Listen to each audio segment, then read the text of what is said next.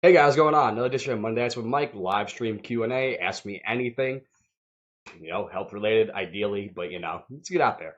So, a couple of things we're going over today. Specifically, we'll be talking about the effects of the ketogenic diet on body composition, strength, power, hormonal profiles while working out. But additionally, it's open Q&A, so you know the deal. Ask whatever you want. And I see John, how you doing? Steph, how you guys doing? So, yeah. Again, any questions you want, we can skip away from the paper while we're discussing it. But at the same time, if you have any questions specifically about the paper we're going over or anything else in general, just let me know. All right. So put on those comments. But here we go. So this here is paper that was published last April. And if you look, it's still actually accepted. It's not even like a finished paper here. It was published ahead of print. So it's called EPUB ahead of print. Okay. So we have here. This is a paper, The Effects of the Ketogenic Diet on Body Composition, Strength Power, Hormonal Profiles in Resistance-Trained Men. Jody, what's up? How you doing? So this was Wilson, Lowry, Roberts, Sharp, Joy, Shields, Partil, Volek, and D'Agostino. And Volek and D'Agostino, I've met them both before. Lowry's been around for a while, so good people, authors on this paper. But here we go. Oh, apparently I'm opening the email real quick. All right. So we're moving on down to the abstract. Hold on, see what that comment says. It says, how can you get the benefits of going low carb without damaging hormones, thyroid hormone conversion, and cortisol demand? Good, about to knock out some cardio. Womp. Nice. Have fun with that.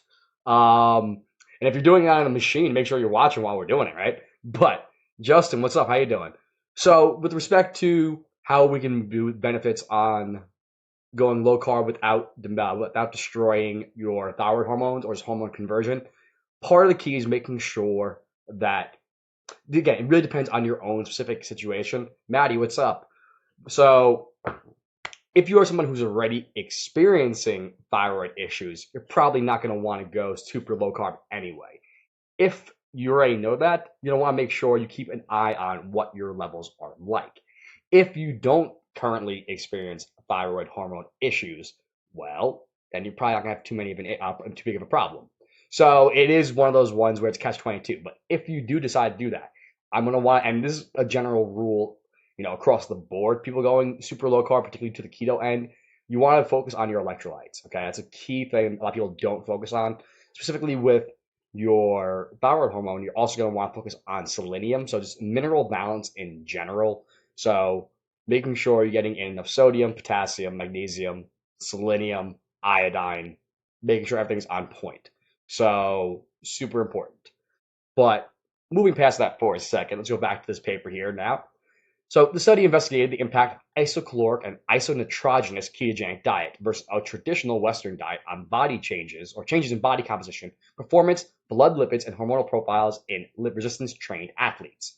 Now, what that means, isocaloric and isonitrogenous, basically means they took in the same amount of calories and they took in the same amount of protein. So can you overdo it with electrolytes? Yes and no. So the yes is in the sense that yeah, you can absolutely take in too much salt. That's always a common concern. You can take in too much potassium. Absolutely. That's actually a common problem. That's why a lot of times I tell you not to supplement with potassium. And actually, multivitamins in the United States, it's illegal to add potassium to them. That's why nutrients actually has no potassium. Or it's illegal to add beyond a certain amount. I forgot what the exact amount is, but it's so low that it was pointless. It's generally pointless to add it to a multi. So yes, you can overdo it, but the easy way to fix that is drink more water. So yes and no, it's pretty tough. Carrie, how you doing? So regarding the electrolyte issue, it's possible, but if you're going on the keto end, you're generally not retaining water. That's why it's actually more important to do extra electrolytes, because carbohydrates store water through glycogen. So when the carbohydrates are converted to glycogen, they're stored in your liver and in your muscles. Those retain roughly 1 gram of water, or rather 1 gram of glycogen stores 4 grams of water. Sorry. So for every gram of sugar that's stored in your liver and muscles, you're storing 4 grams of water. Well, if you cut that sugar out, I'm just trying not I'm just not trying to understand glycogen. Spell it specifically. Just now. I'm just now trying to understand glycogen. Yeah. So essentially, um, sorry about that. Apparently, I'm still getting notifications here. So when your body is trying to store carbohydrates, the way we do it is we store it in the form of glycogen. So it's converted there. It's basically how plants often store glucose in long chains as starches. We store it as glycogen. The predominant spots where we store it are our liver and in our muscles. So when you go low carb or you work out in a glycolytically demanding workout, so high intensity workout, you're burning through more carbohydrate. You're burning through more glycogen. That's where, again, the higher intensity. So there's debates over whether to do low intensity exercise cardio or high intensity cardio. So when you do high intensity cardio, you're burning through the sugar fast. If you're going low intensity cardio, you're going to be burning more fat, but less of it. So the difference though is that when you do that high intensity cardio, the interval type training, what ends up happening is you actually end up burning calories for longer after that. It's similar to resistance training in the sense that you have a post workout burn increased in thermogenic capacity. So, point being, while the workout itself burns through all your glycogen, it burns out your sugar, you have to do something after that. So when that glycogen leaves, you also lose a bunch of water. So for my weight class athletes, particularly my fighters, when we're trying to cut weight, cutting carbohydrates is step one.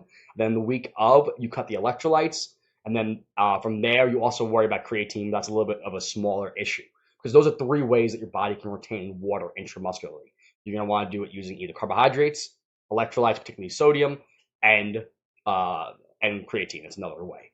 So in this case, if you're cutting the carbohydrates, you're going to lose water. So you're going to need to take in extra electrolytes to make sure to maintain some of that water. But hopefully that made sense. So methods regarding this point. Okay. Would you recommend HIIT workout when doing keto? Yeah, I absolutely would, particularly fasted. So first thing in the morning, I would generally get that workout in. The reason why is that high intensity workout is going to burn out any sugar you have floating around. So that stored glycogen. No, I didn't answer that. Your child's screaming. I didn't answer that quite yet. So when you get a HIIT workout, you're burning through that glycogen. Like I kind of answered that. The fact is you're burning through that. I didn't really get to the on the keto end.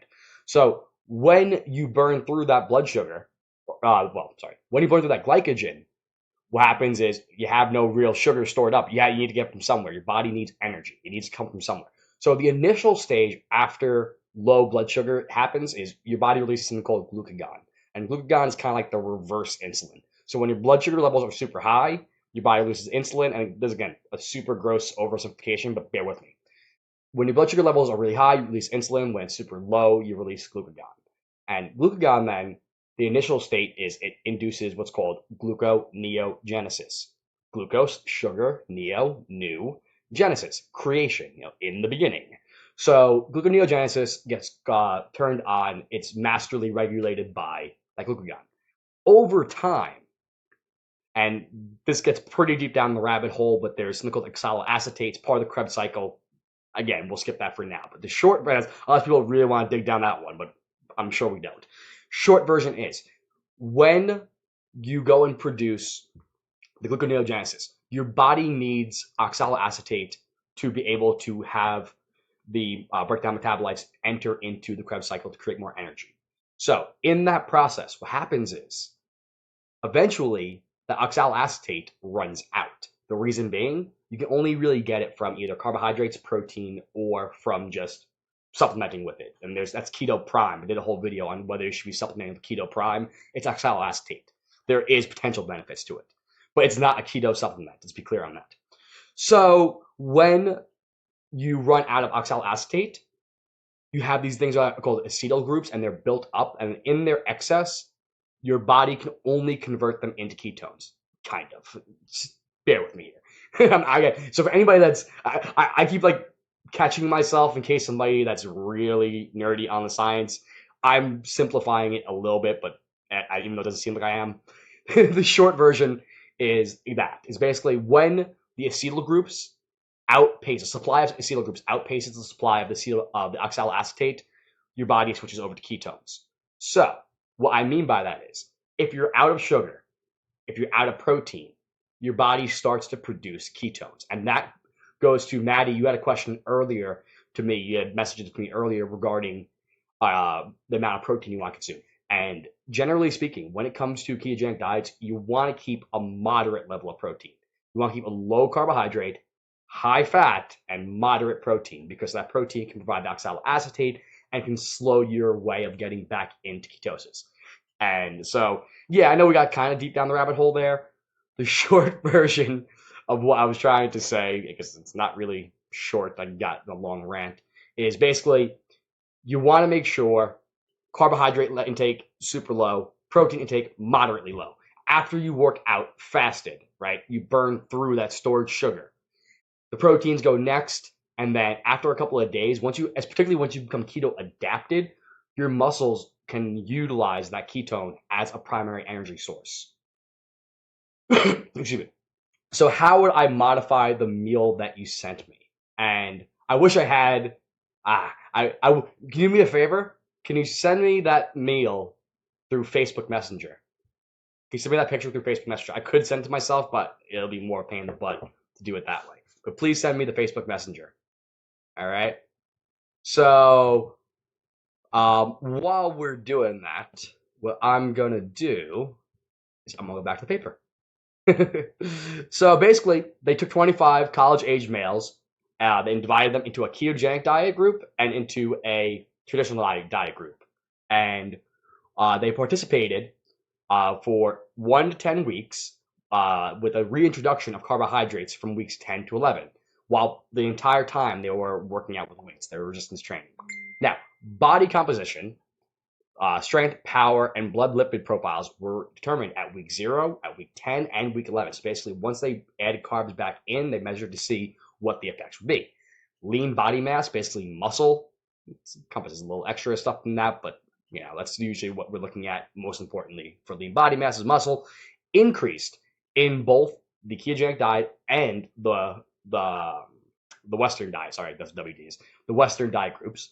There was a 2.4% lean body mass increase in the ketogenic diet and a 4.4% increase in the Western diet group at week 10.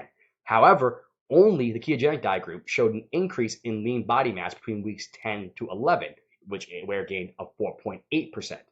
Finally, fat mass decreased in both the ketogenic diet group by 2.2 kilograms, which is about 5 pounds, give or take, with a plus or minus of 1.2 kilograms, and the Western diet groups lost 1.5, so about 3 and change.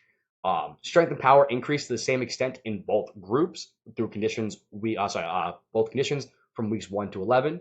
No changes in any serum lipid measures occurred from weeks 1 to 10. However, a rapid reintroduction of carbohydrate from weeks 10 to 11 did raise plasma triglyceride levels in the ketogenic diet group.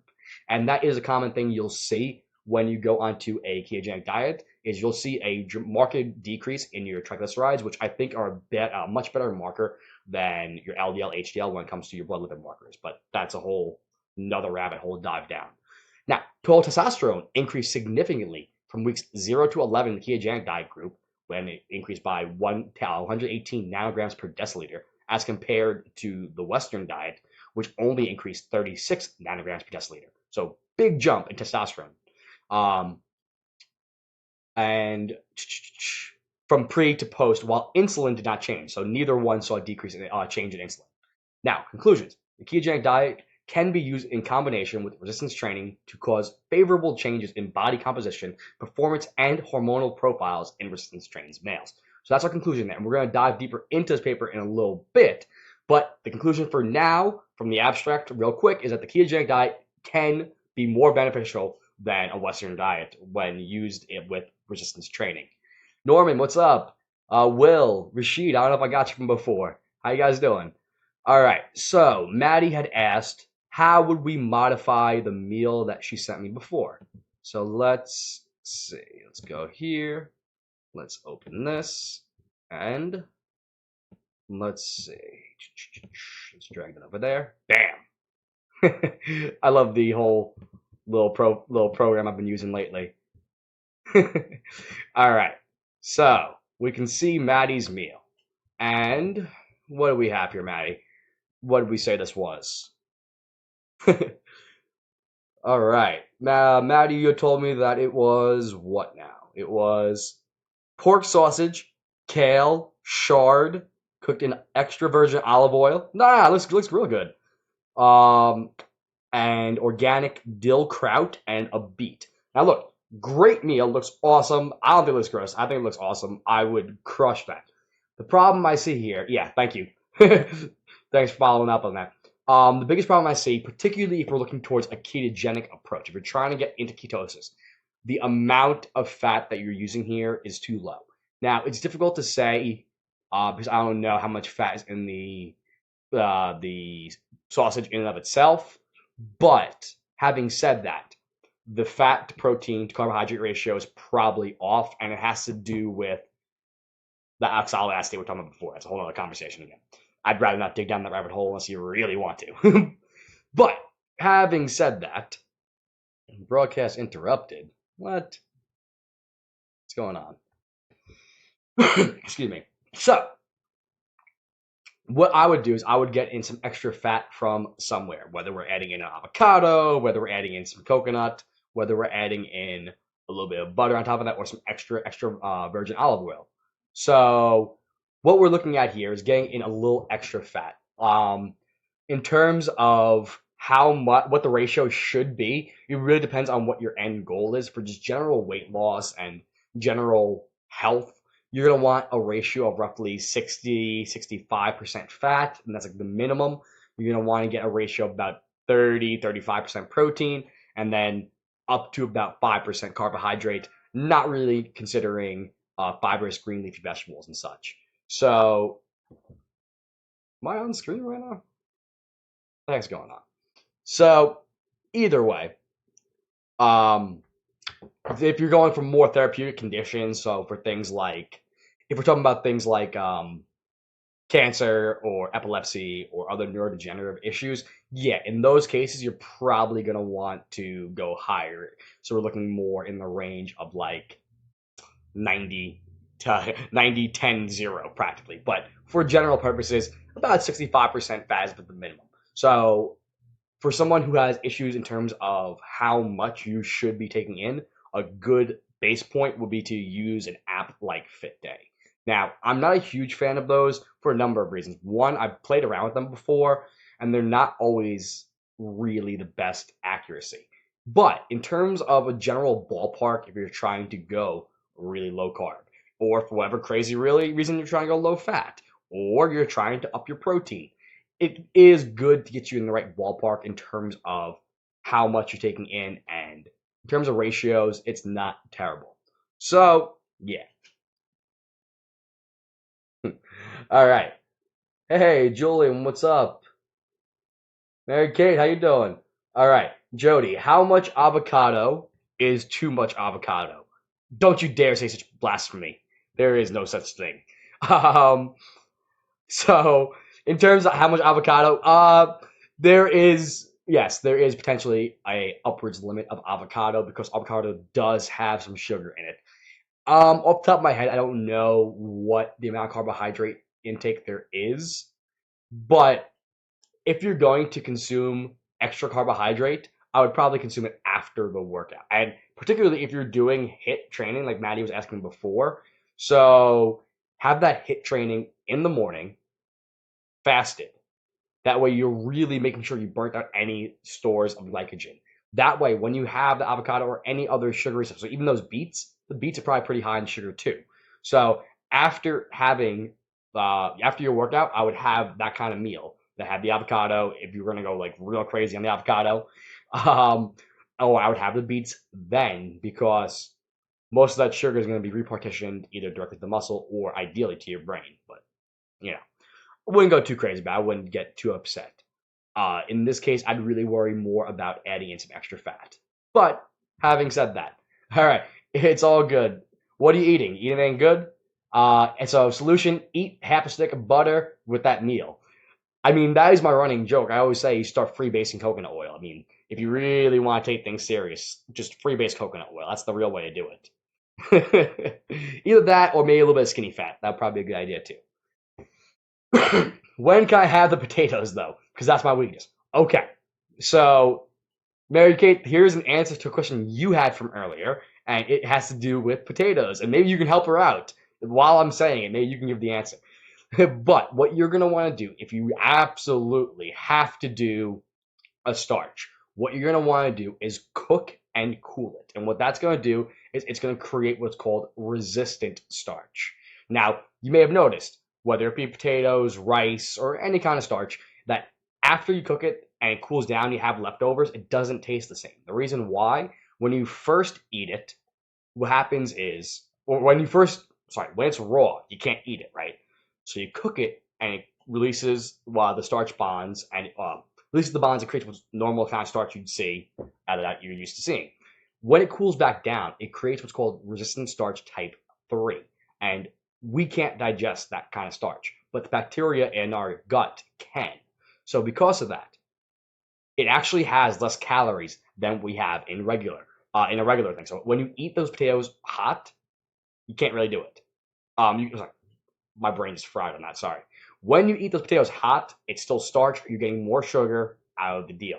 When you're eating it cold, you're getting less, and you're feeding your gut bacteria. So it actually can have benefit. So if you're going to do it, cook it and cool it. So cold French fries, yeah, that is a potential possibility.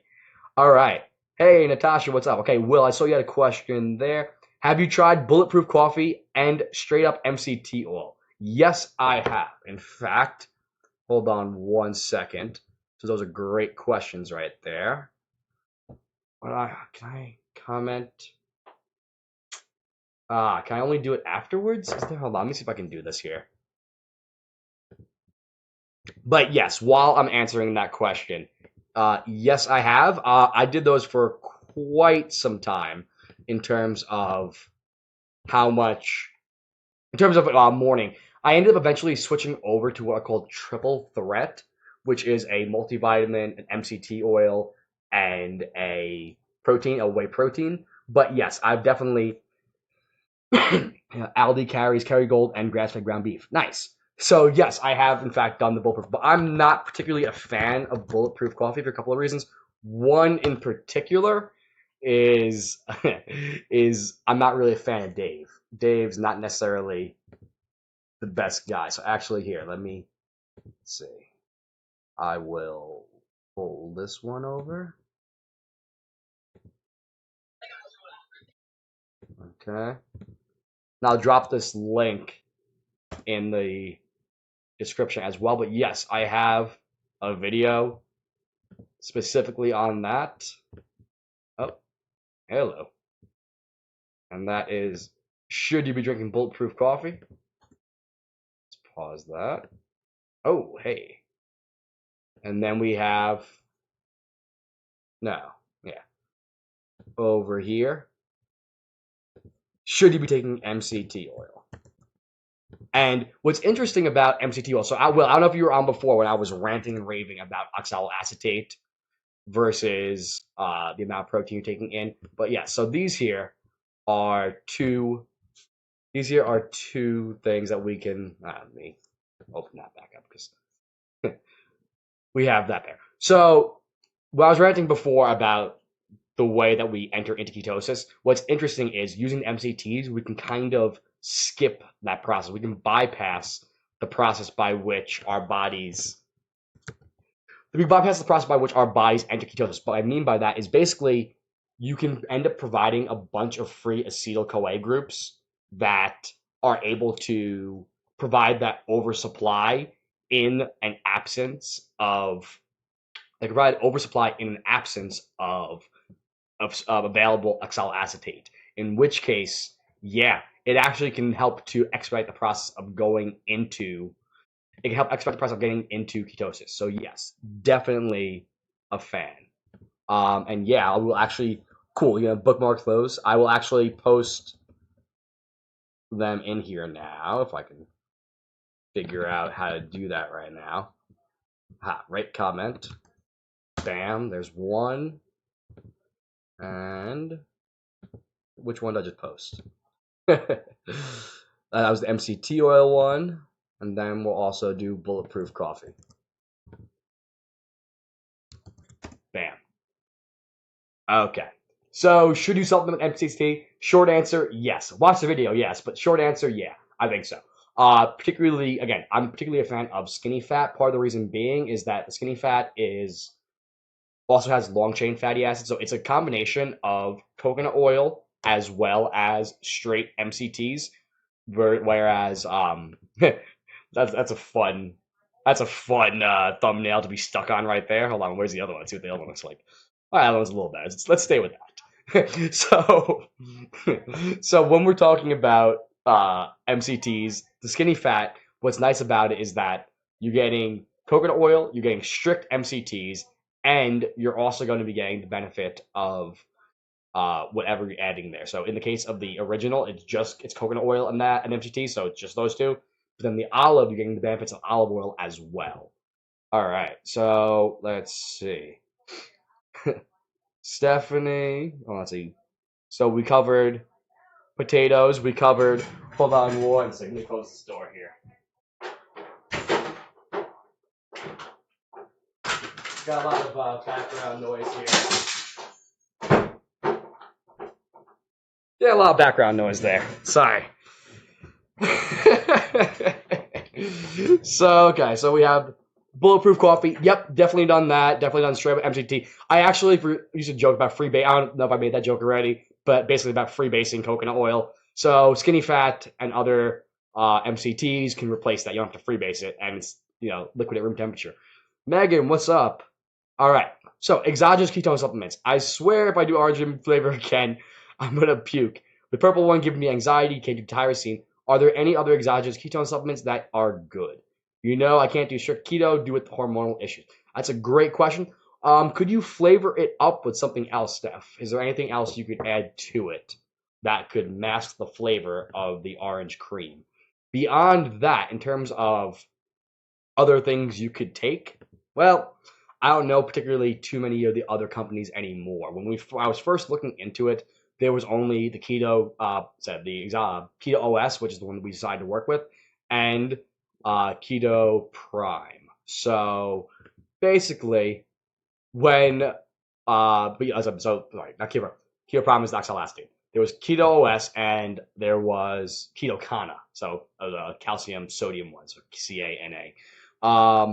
Not too sure, but okay. How do you mask the horrendous orange cream? It's really not that bad. I'm just sick of it. So what I was actually doing is I was adding it to my coffee with some chocolate stevia and making it into an orange mocha frappuccino. So there's an option. Other things, add other citruses on top of it. So you could probably do like lemon and make it, or lime, make a key lime pie, or with a meringue kind of concept. There's ways of masking it. Just bury it in chocolate. Different things you can do. But yeah.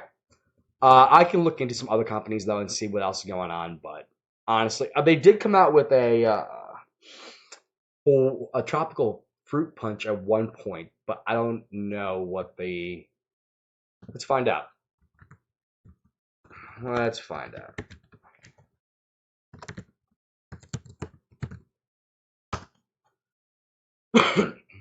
Oh yeah, I use capital K, capital C.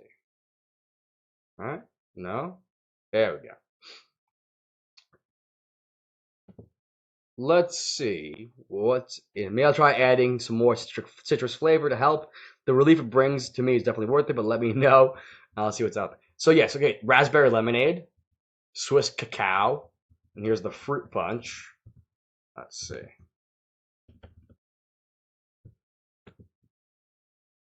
All right. So let's see if this one has tyrosine in it. And for those of you who are unaware, right now we're looking at exogenous ketones. For those that can't get into a ketogenic diet, for a number of reasons, these are the next step after that. These are what your body's producing when you're going towards ketosis.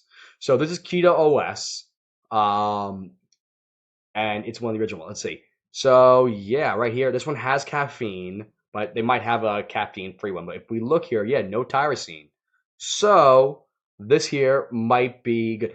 Yeah, I just said I'm scrolling fast, Maddie. I'm just trying to rush past it to get there. But yeah, it's Keto OS. Andrew, what's up, brother? How you doing? So yeah, Steph. With respect to this one, I believe they have a caffeine-free. Yep. So, oh, hello. What the heck? Let's see, because it won't let me pick that. Yeah, so you can get this caffeine-free, no tyrosine. So the Maui Punch might be an option. And yep, you can go caffeine-free on this one too. No tyrosine on this one either. So Maui Punch and Raspberry Lemonade. There you go. Nice. So, sweet. Having established that, so we talked a little bit about the MCTs, talked a little bit about the skinny fat and whatnot. Now we talked a little about the exogenous ketones.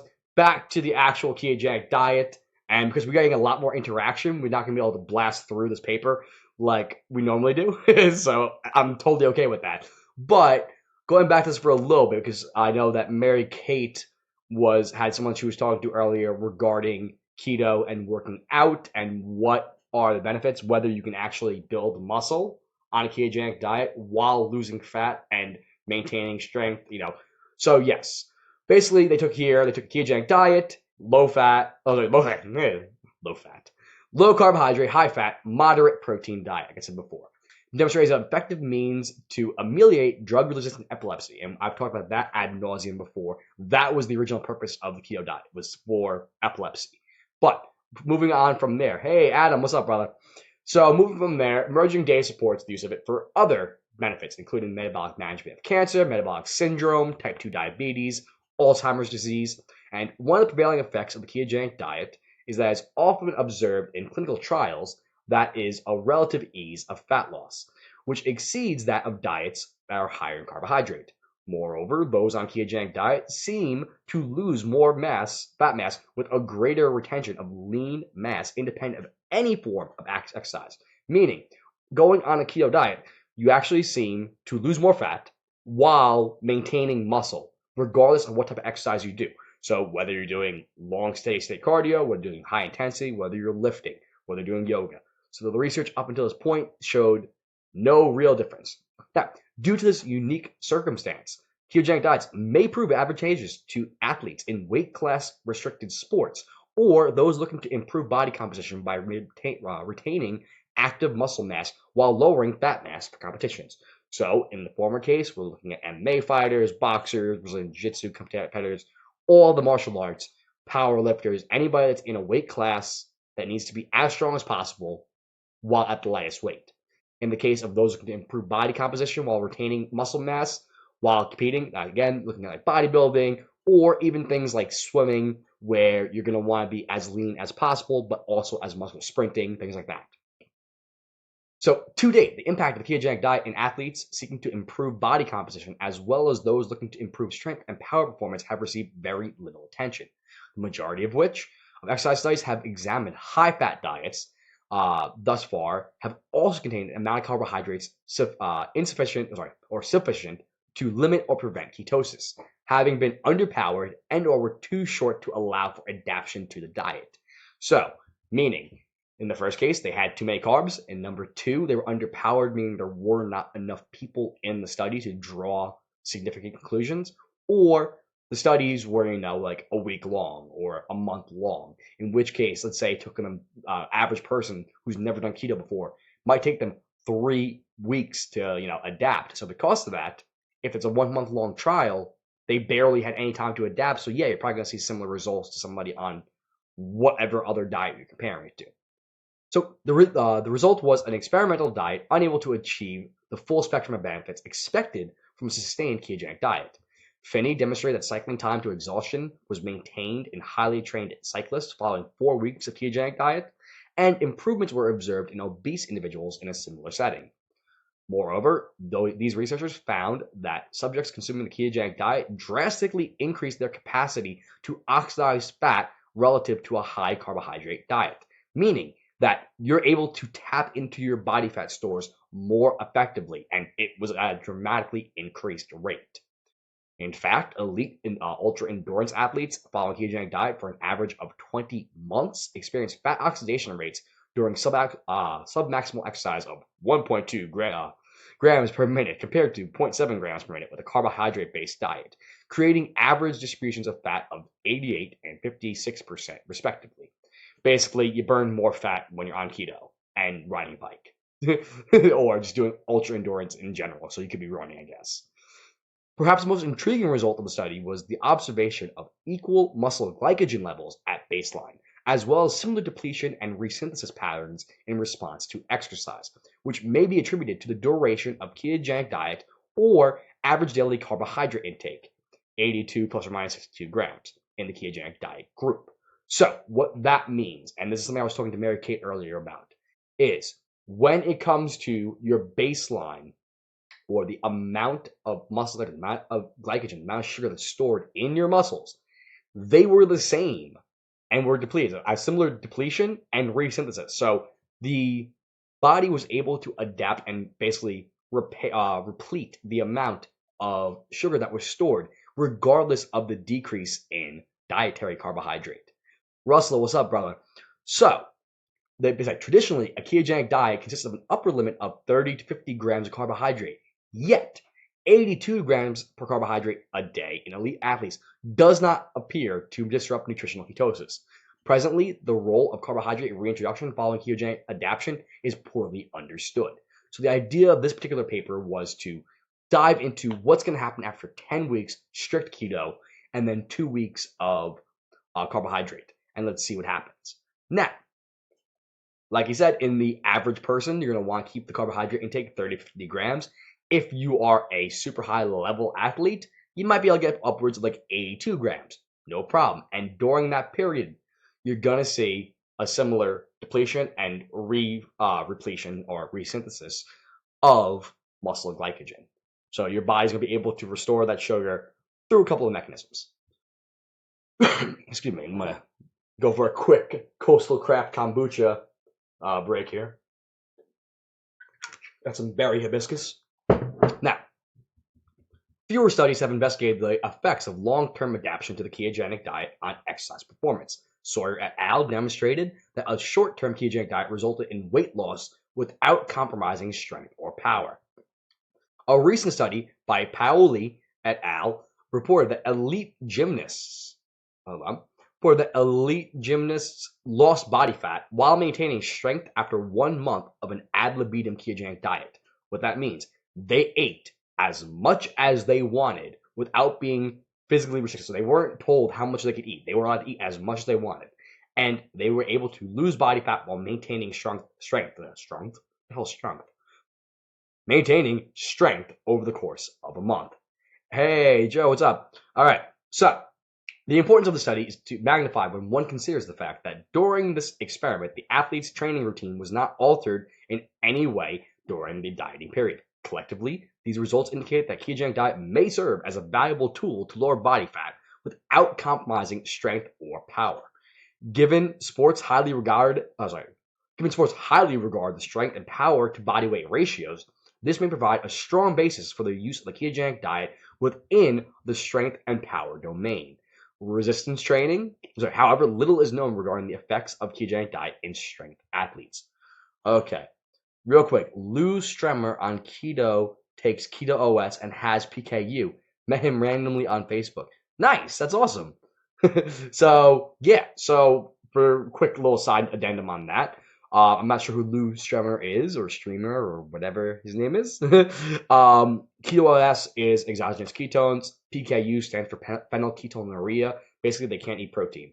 So it is moderately difficult to get into a true keto. Well, not really, because you don't have as much protein, but it's a way of inducing ketogenesis and a way of getting in some extra energy for someone that really can't eat too many things. A person on PKU has to be on what's essentially a vegan diet, vegetables and fruits. It's about it. Plus a amino acid shake supplementation. I've actually put together protocols for that that have been moderately successful, but that's a whole different conversation. We've talked about that before, but yeah, short version, exogenous ketones apparently successful. Cool. So, for PKU. So, we recently conducted the first acute and chronic resistance training studies under ketogenic diet conditions using a rodent model. For the acute model, we found that basal and short-term rises in protein synthesis and breakdown were the same in the ketogenic diet and Western diet rats following a resistance training bout. In our second study, rats voluntarily exercised daily using resistance training loaded wheels for 6 weeks with no differences in voluntary training volume. Moreover, both the Western diet and ketogenic diet groups demonstrated similar increases in hind limb muscle mass.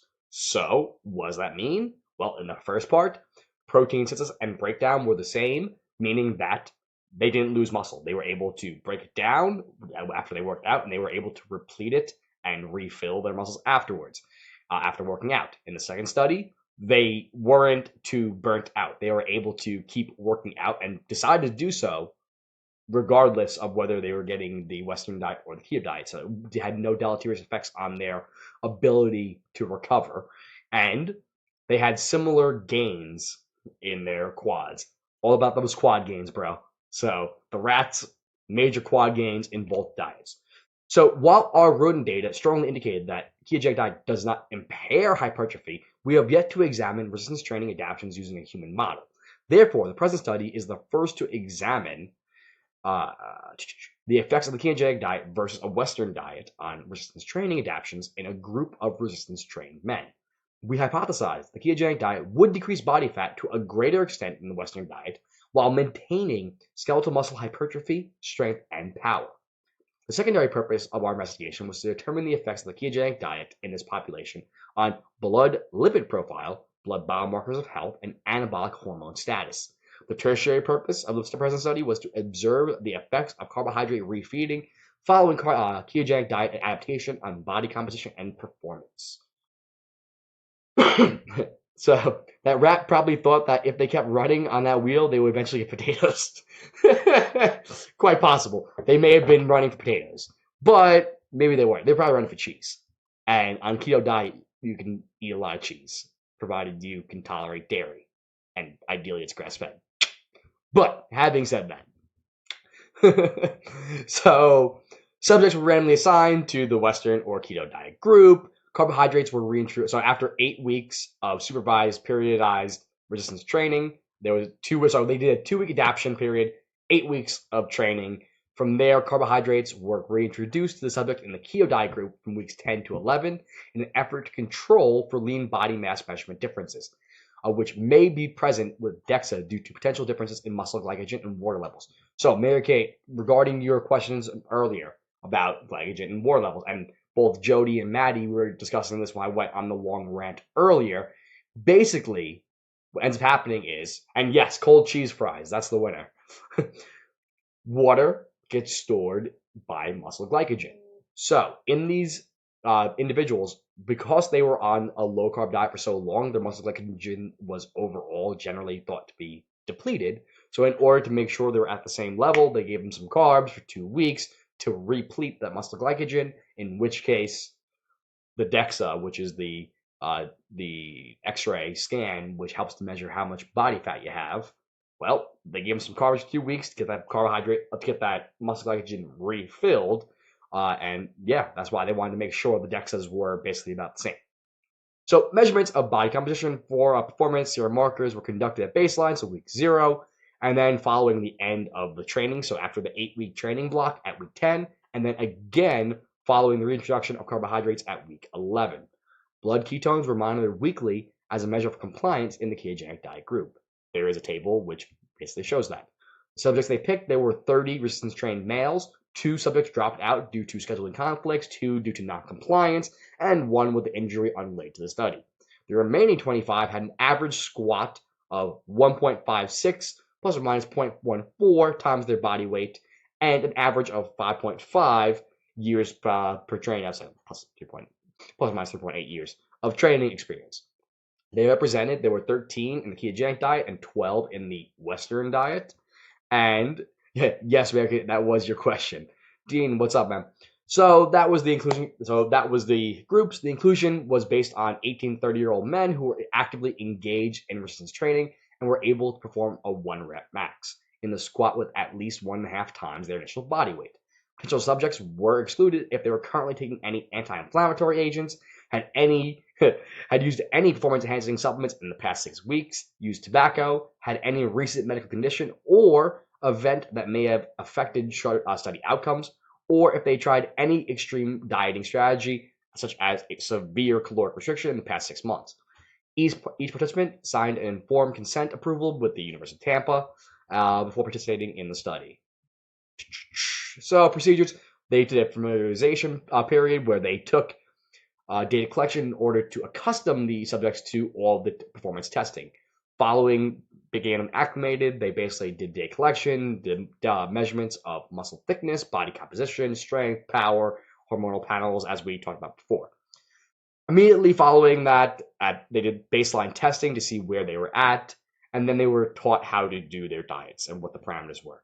They were given a 2-week adaptation period before starting to work out. At week 3, subjects in the keto diet were adapted to the diet as verified by blood ketone levels.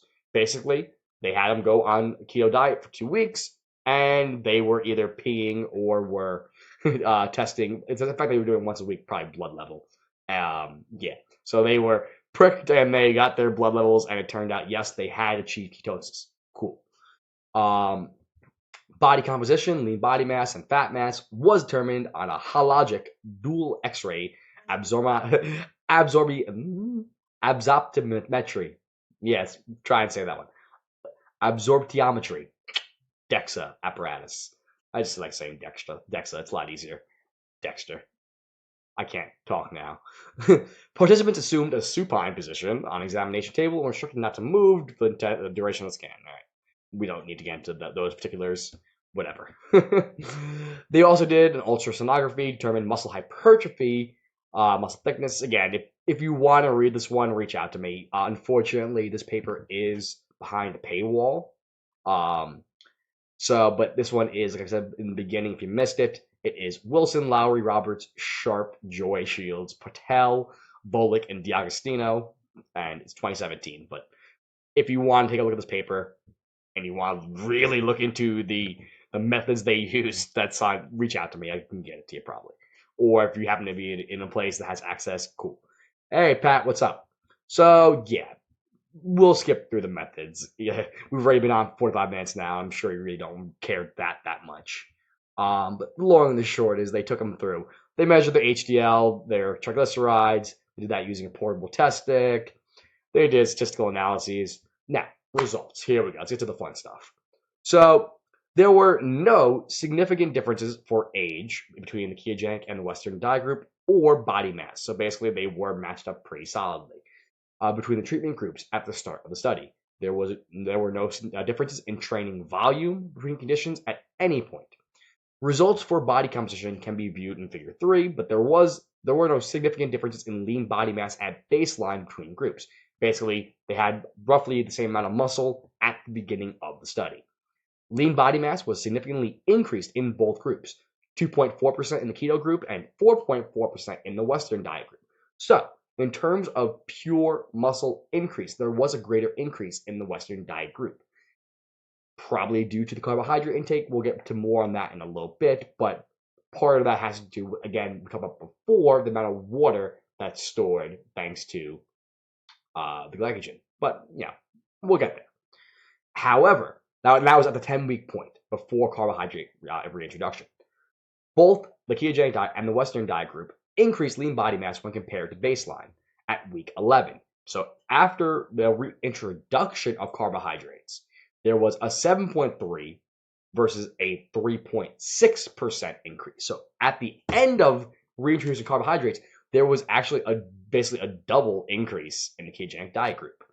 However, only the ketogenic diet group showed an increase between weeks 10 and 11. It's about a 4.8% increase, while no differences were observed in the Western diet group. In fact, there was a loss of about 0.72% of lean body mass.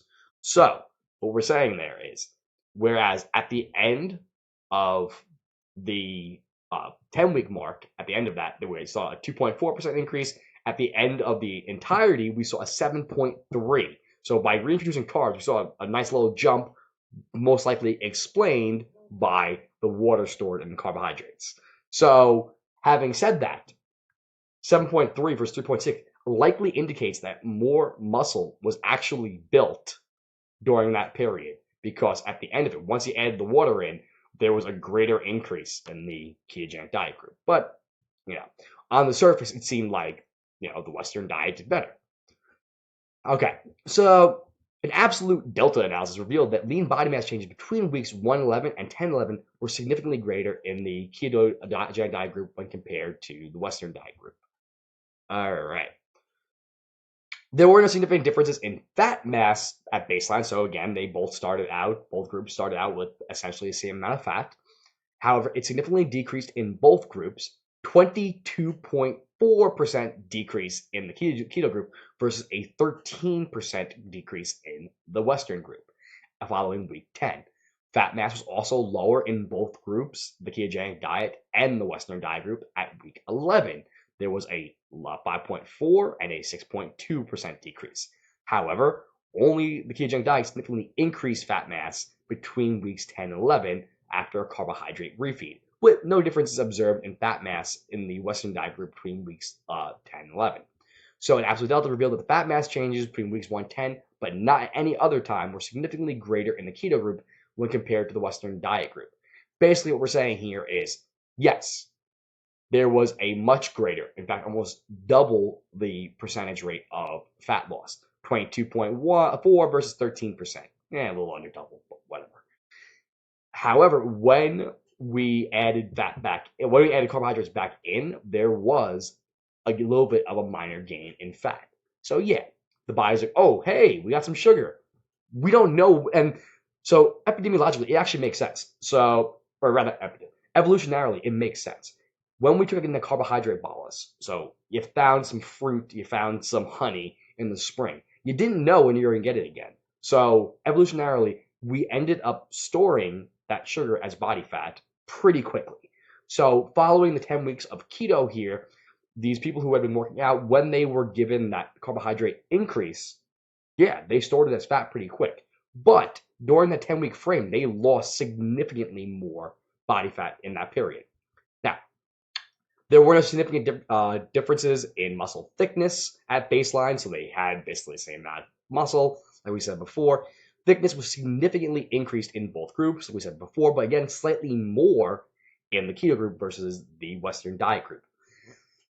Excuse me.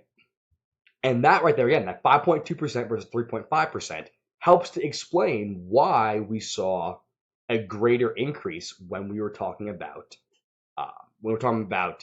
how much muscle was gained after we reintroduced carbohydrates.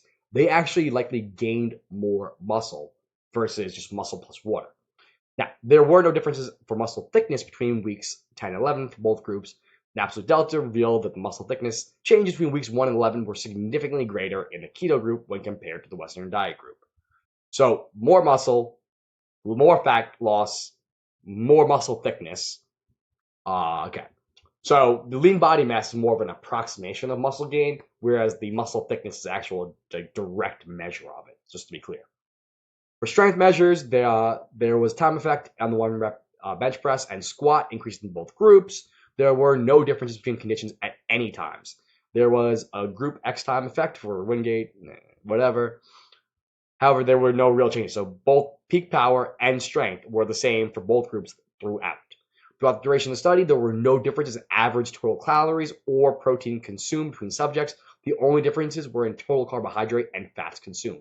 Moreover, compliance to the diet protocols was confirmed through weekly tracking of macronutrient content as well as blood ketone levels. So basically, they tested their ketones to make sure that the groups were eating enough fat or eating enough carbohydrates, and essentially just switched the two. So the people that were in the fat group, the keto group, got lots more fat. People that were in the other group got a lot more carbohydrates, but their calorie and protein intake were identical. There were no differences in any of the health biomarkers, such as their CBC, so their complete blood count, or their CMP, which is a complete metabolic profile, in either the ketogenic diet group or the Western diet group. All blood lipid values can be found in Table 3. There were no changes in total cholesterol or HDL in either group. So there was no increase in cholesterol. There was no increase in good cholesterol, quote unquote, which Different rabbit hole, not going down there today. However, there was a trend for increase in HDL in the ketogenic diet group. Oh, even though I just literally contradicted what I said 2 seconds ago. So there was a trend for an increase in the HDL in the ketogenic diet group, whereas there was a slight decrease in the Western diet group, and there were no changes in LDL. So the keto group saw a moderate increase in HDL, meaning there was a slight benefit from the keto diet on the good cholesterol. There was a group X time interaction for triglycerides, in which triglycerides did not change from week 0 to 10 in either group, but rose from 10 to 11 in the keto group after the reintroduction of carbohydrates. So that does kind of make sense. So triglycerides are generally a way that we are storing body fat. Excuse me, the way that we are storing body fat. So free fatty acids get stored as part of as triglycerides in our adipose tissue. And again, different rabbit hole. Let's not deal with that for now. But total testosterone increased significantly in the ketogenic diet group as compared to the Western diet group. 118 nanograms per deciliter as opposed to a slight decrease of 36 nanograms per deciliter in the Western diet group. So if you want to get your gains, if you want to get your test up, if you don't want to be a soy boy, go with keto. With no change in fasting insulin between groups. And Steph, I hope you're still on after that comment. So, the present study was designed to investigate the effects of the ketogenic diet versus the Western diet on resistance training adaptations in body composition, muscle thickness, power, strength. The secondary purpose of our investigations was to determine the effects of the ketogenic diet on blood lipid profile, biomarkers of health, and anabolic hormone status in resistance trained athletes. The tertiary purpose was to observe the effects of the carbohydrate refeeding following ketogenic adaptation on body composition and performance. The primary finding of the study was that, yes, the ketogenic diet resulted in favorable body composition changes relative. Hello, Shelly. Hey, Shelly. No. Sorry. I was trying to read your comment there, Maddie. I wasn't sure what you said. Second, so basically, that yes, there was an increase, improved body composition and performance. There were favorable body composition changes relative to the Western diet with similar increases in muscle strength and power. Moreover, excluding the increase in triglycerides following the reintroduction of carbohydrates, there were no negative changes in blood lipid profiles or health parameters in the participants who underwent a ketogenic diet. Finally, it appears that a rapid reintroduction of carbohydrates following a moderate duration of ketogenic diet negatively impacts body fat mass, but potentially benefits lean mass content and anaerobic power output. Okay, so your friend popped on. Cool, awesome. So when we're talking about that, 10 weeks keto, lost a whole bunch of body fat, gained more muscle. However, when you reintroduce carbohydrates at that 10-week mark, I'm trying to say point and mark at the same time, park, whatever. At that 10-week mark, when they reintroduced carbohydrates, the problem was they gained body fat, but they also gained a bunch more muscle. Now, that was a rapid reintroduction of carbohydrates. That doesn't mean that if you are doing that, this isn't a lab condition. If you're doing it yourself, it might not be a terrible idea to slowly titrate up your carbohydrate intake after a prolonged period of the ketogenic diet. In fact, I'd likely recommend doing that. So don't just start freebasing potatoes after a long time on a ketogenic diet, and you should be all right. I would probably start with resistant starch and extra fibrous stuff, and then slowly build it up a little bit here and there. And you'll likely see a net benefit on both body fat lost and muscle gained. Now, previous research with the ketogenic diet compared to the Western diet in sedentary or overweight populations has shown greater preservation of lean body mass with significant reductions in fat mass. However, our study is the first to investigate the impact of the ketogenic diet in advanced resistance trained athletes with relatively lower body fat. So they didn't really have much fat to lose in the first place. But the present study used a unique design by incorporating a 2-week keto adaptation period followed by 8 weeks of defined resistance training protocol while following a ketogenic diet. Following that, they reintroduced carbohydrates from weeks 10 to 11 along with a decrease in total training volumes. They took a little bit of a off week. This reduction in total training volume is known as a tapering phase and is meant to allow for full recovery of both groups. Tapering has been shown to elicit increased muscle fiber size of up to 11% during periods of glycogen depletion induced by both the ketogenic diet and the Western diet groups, with no differences between induced by lower carbohydrate intake. Period. We're at the hour mark. My brain's starting to turn off now, so sorry. But from weeks 1 to 10, lean body mass increased in both groups with no real difference between the conditions. However, our original measurements of lean body mass occurred prior to a physiological state of keto adaptation. As such, it could be postulated that the changes in lean body mass may have even been underestimated in the ketogenic diet condition due to lower glycogen stores. In fact, Finney found resting muscle glycogen stores were 50% lower in the ketogenic diet versus the Western diet group following several weeks of intervention. So, what they're saying there is, had they tested the lean body mass at the 2-week mark additionally, besides the baseline, they might have been able to see even greater increase on the ketogenic diet group because when they tested at the beginning, they had been eating carbs. They were full of glycogen. And when they tested at the 10-week mark, their glycogen was back 50% lower. So they had a significantly lower amount. Had they tested at the 2-week mark after they had basically gotten to that 50% mark, it likely would have been a lower start and seen a greater percentage increase at the end of it. But, that's a study for another day. It's important to note that the previous research by Finney used an endurance model and that it cannot be assumed that muscle glycogen was lower in our study without having measured it directly. So yes, unfortunately, that is a limitation of the study. We don't know for sure because they didn't test at the 2-week mark. Don't know whether or not it actually was different, and because his study dealt with it dealt with aerobic training, in which case endurance training, where they're likely to burn muscle glycogen a little bit faster. But okay. In fact, in our recent 6-week study in rodents, we found that muscle glycogen was not significantly different in keto versus the Western diet, despite a several-fold higher intake of carbohydrates. It's also possible that extended periods of nutritional ketosis permit more complete metabolic adaptations and improve maintenance of muscle glycogen. As such, it is possible that the ketogenic diet promotes muscle sparing and storage of glycogen to a greater degree than the Western diet. So, ketogenic diet spares and allows you to store your glycogen to a greater degree on the Western diet. And Mary Kate, if you're still on, there it is. You wanted the answer earlier? There it is.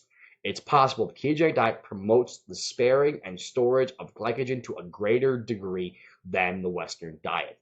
So, you have more muscle sugar, or you have more sugar in your muscle. You're not going to have to use as much protein to basically create gluconeogenesis, or to undergo the process of gluconeogenesis. Now, we really geeked out in the beginning about how that process kind of starts out, and that is the initial phase. When your blood sugar drops too low, you initially go into gluconeogenesis. Over a course of a couple of days, your body says, we're not going to be able to use enough protein and fat to handle this. So at some point, when the oxaloacetate has decreased in supply, we're going to switch over to ketosis. And in that process, it allows the sugars that are created from the protein to be minimized. You don't need as much of it. You only need for the about 20% of sugar that your brain needs. So a lot more of that protein can be recycled for protein synthesis for the muscle repair. And a lot of that sugar in the converse can now be stored as glycogen. So you might not lose quite as much. That's what they're saying here. As such, it's possible the ketogenic diet promotes spare. I said that already. That's what I was just ranting about. Sorry. If this is the case, then it is possible that the reintroduction of carbohydrates would result in glycogen supercompensation. So at that point, there's a greater amount of sugar in there, which when you have the glycogen supercompensation, that's when you can get super buffed up there. Get extra water stored and basically will fill out slightly greater. While speculative, that is the case, that this is the underlying cause, the ketogenic diet group continued to increase in lean body mass from weeks 10 to 11, while the Western diet group plateaued. Moreover, a total delta analysis revealed that the changes from weeks 1 to 11 were greater in the ketogenic diet versus the Western diet conditions. So yes, over the total time frame, the keto group gained more muscle. While hypothetical, there are a number of potential mechanisms underlying greater improvements in lean body mass and muscle thickness seen in the ketogenic diet group over the final week period. First emphasis should be placed on the fact that the ketogenic diet condition gained 5 kilograms of mass from weeks 10 to 11. Of these, 3 kilograms were driven by changes in lean mass. It has been demonstrated the reintroduction of carbohydrates after restricted carbohydrate intake increases muscle glycogen levels above baseline, a phenomenon known as glycogen supercompensation.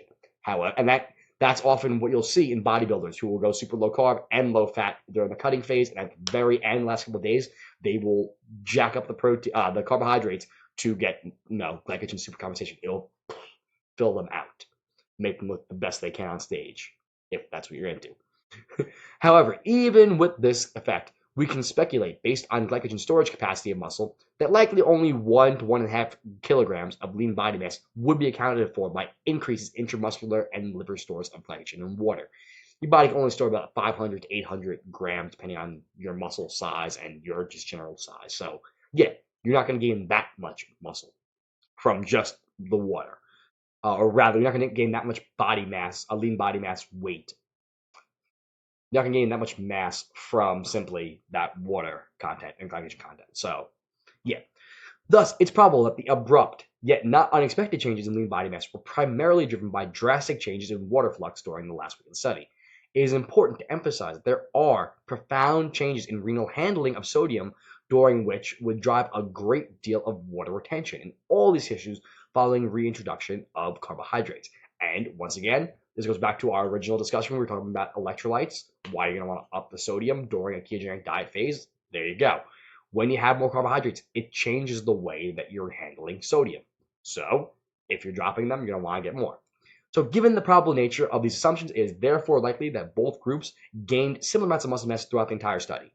So having said that, while these differences weren't significant, there was slightly more of a gain. Hey, Alex, what's up? Now, a great deal of research during weight loss studies demonstrates that the ketogenic diet appears to provide a metabolic advantage over carbohydrate-based diets. For example, Bullock et al. Assigned overweight men to either a low-fat diet, which was less than 25%, which really isn't particularly low, but or a very low carbohydrate diet, less than 50 grams per day, for 12 weeks. Half of the subjects in each group performed resistance exercise, while the other half remained sedentary. The non-exercising, very low-carb diet lost significantly more body fat and experienced greater decreases in insulin than the sedentary low-fat diet group. The greatest decrease in body fat came in the very low-carb plus resistance training group. Moreover, normal weight non-exercising men placed on maintenance calories with the ketogenic diet have lost 3.4 kilograms compared to gaining 1.2 kilograms of lean mass. Additionally, Pauli found, we talked about these earlier, we're already at an hour and change mark. Let's see that. However, it's important to note that Pauli had higher protein intake than the ketogenic diet than Western diets. Moreover, their protein, sorry. In this case, the elite we will talk about this. In that particular study, the Pauli study, the elite gymnasts lost body fat following the 4 weeks ketogenic diet without changing their training. And they also had, no muscle loss.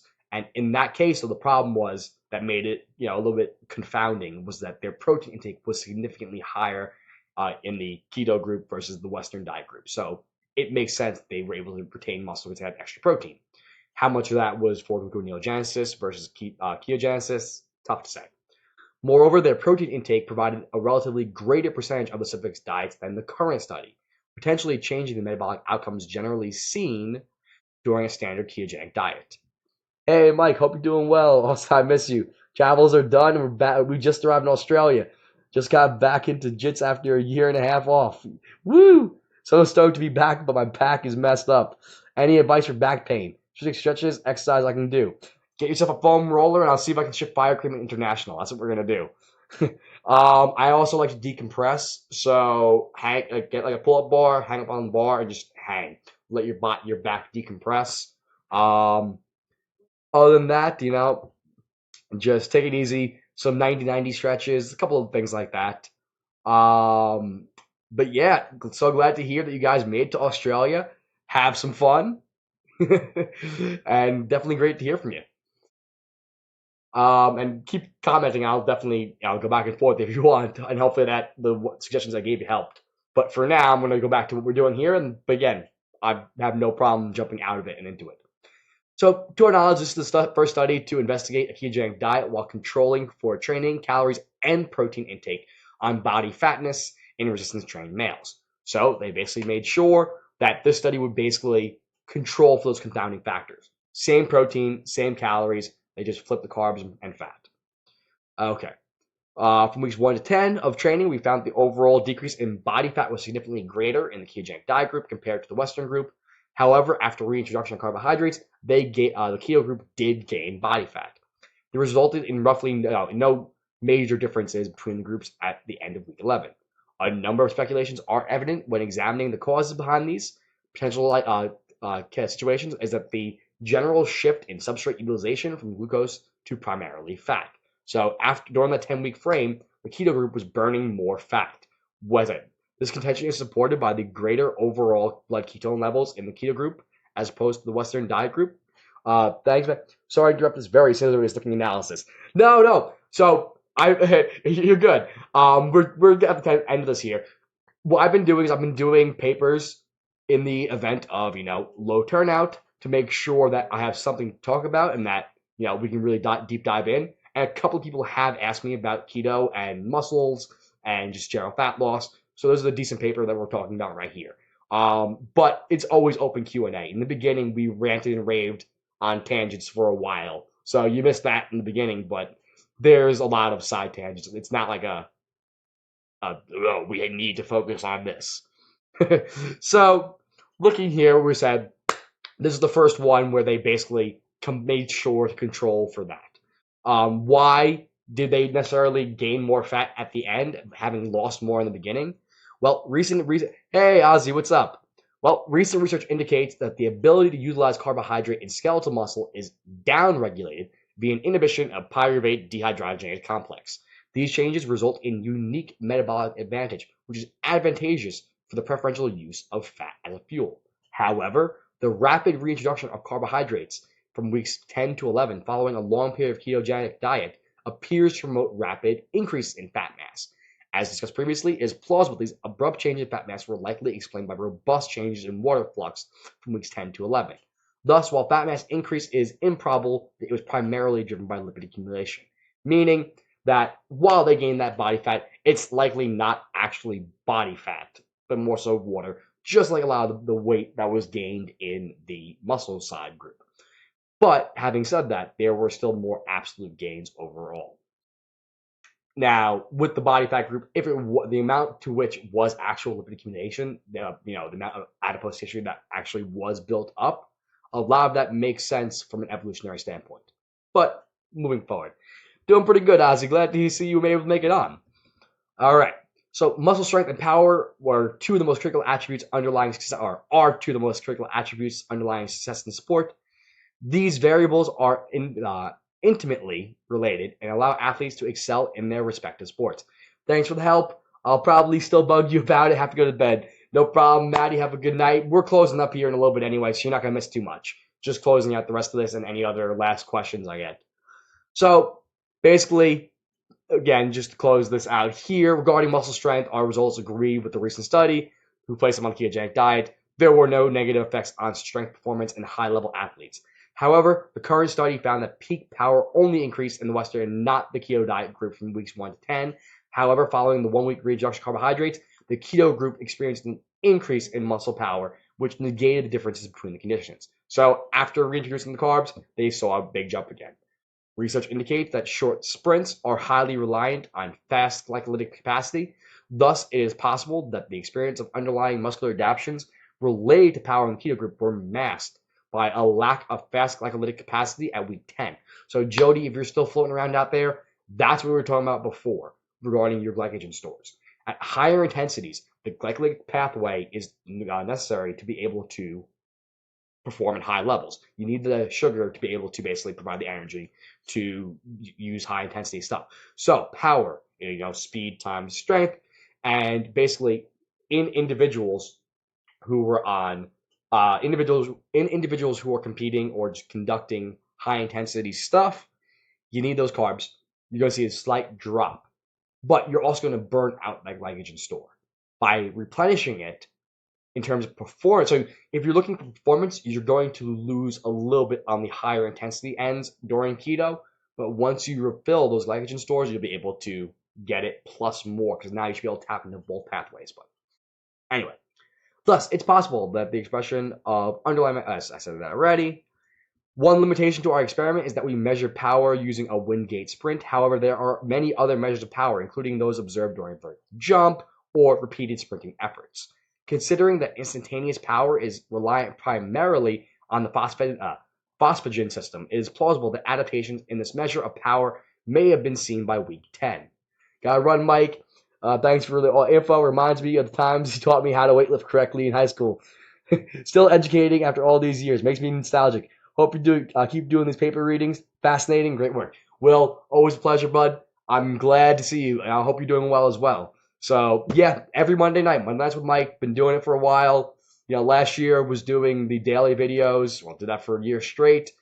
Got caught up with some extra stuff. So right now, just making sure we do these Monday nights. So I was doing it on YouTube for a while. We're back on Facebook.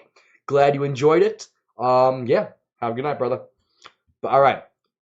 Considering that instantaneous power is relying primarily on the phosphagen system, it is plausible these adaptations in this measure of power may have been seen by week 10. Moreover, it is also conceivable that a decrease in initial glycolytic capacity may lead to more sustained power output with repeated sprints. In fact, research has clearly indicated that a higher reliance on glycolysis during the initial sprint is predictive of the greatest decay in power in repeated sprints. So, those that have been adapted to fat burning, to ketosis, may actually be able to better because they didn't need to use the sugar as much in that first sprint. So it's possible that repeated sprint tests may have shown that the keto adapted individuals may have even been better. But again, limitation of the study wasn't shown for sure. We don't know.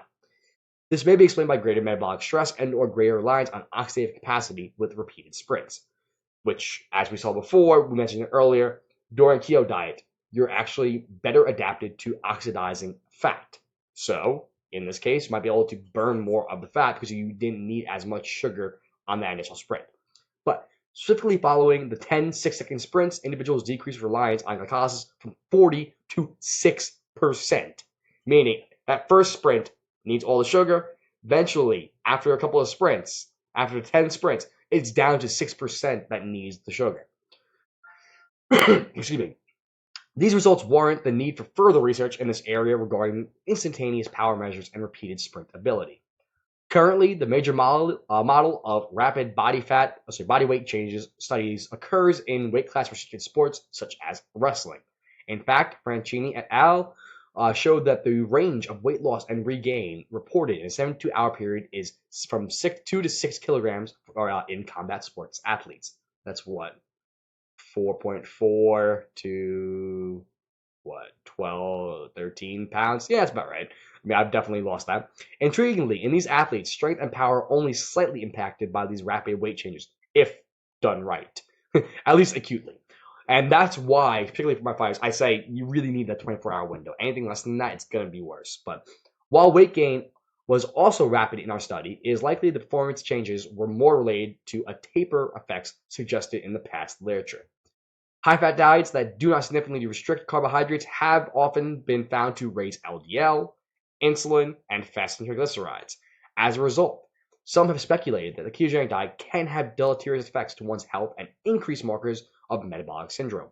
This inference, however, conflates typical high-fat diets with true ketogenic diets, which restrict carbohydrates enough to replete glycogen stores and shift the overall metabolic physiology towards fat oxidation.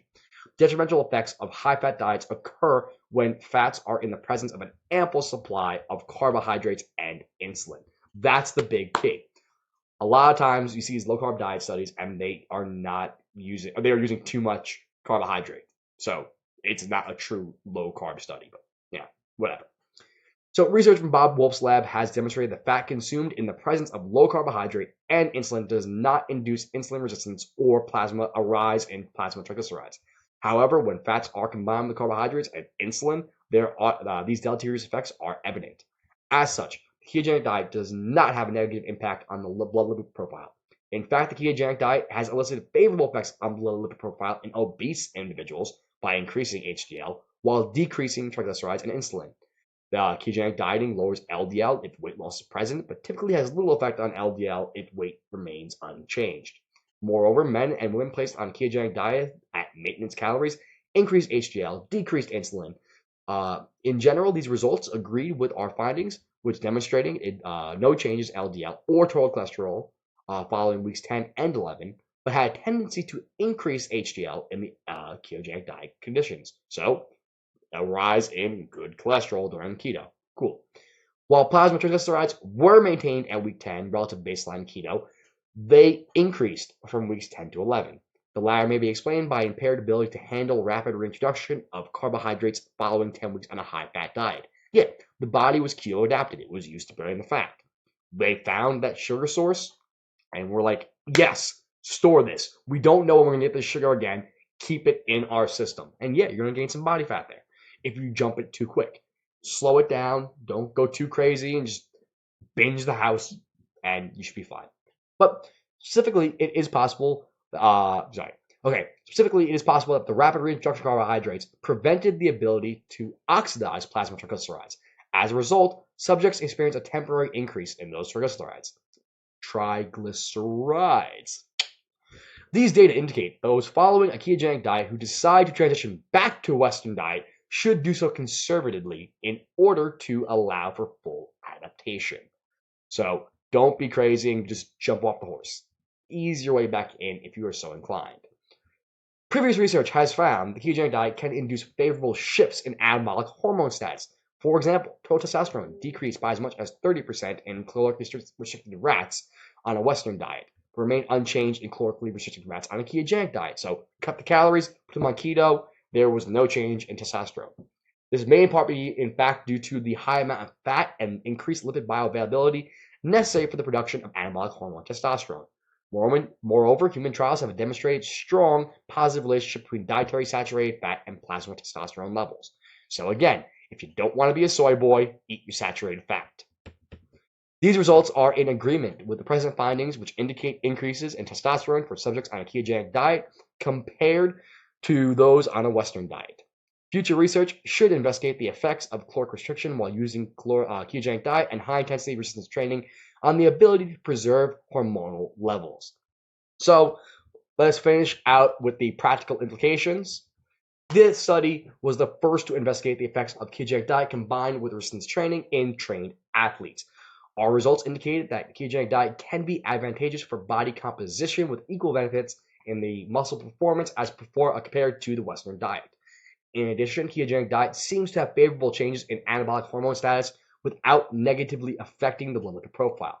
However, as with past research, our study indicates that the rapid reintroduction of carbohydrates following a prolonged period of ketogenic diet may be disadvantageous for body fatness and triglycerides.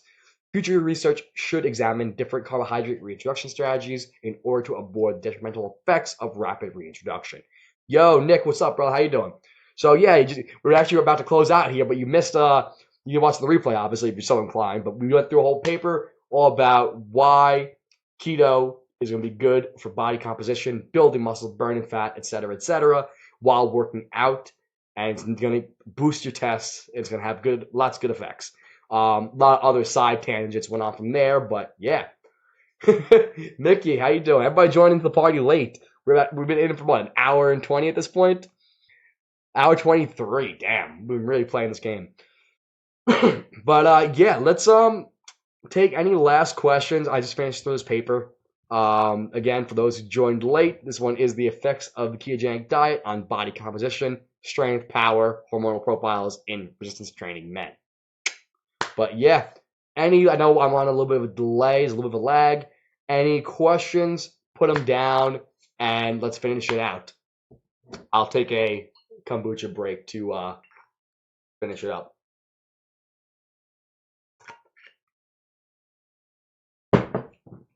Ugh.